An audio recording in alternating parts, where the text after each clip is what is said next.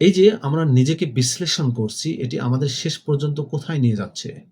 যদি আপনার আত্মবিশ্লেষণ আপনাকে স্থবির করে ফেলে বা আপনাকে বিষণ্ণতার দিকে ঠেলে দেয়, তবে আপনি বুঝবেন আপনি ভুল পথে আছেন। আর যদি এটি আপনাকে ছোট হলেও একটি পরবর্তী পদক্ষেপ নিতে উৎসাহিত করে, তবে জানবেন আপনি সঠিক পথে হাঁটছেন। ব্যক্তিগত বৃদ্ধি বা গ্রোথ কখনোই হঠাৎ করে আসা কোনো বড় লাভ নয়।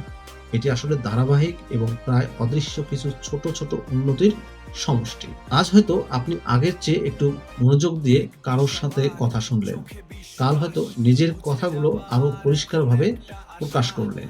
পরশু হয়তো কোনো কাজের জন্য আপনি একটু বেশি প্রস্তুতি নিলেন। এই অতি ক্ষুদ্র পরিবর্তনগুলোই সময়ের সাথে, সাথে আপনার সম্পূর্ণ পরিচয় বদলে দেবে।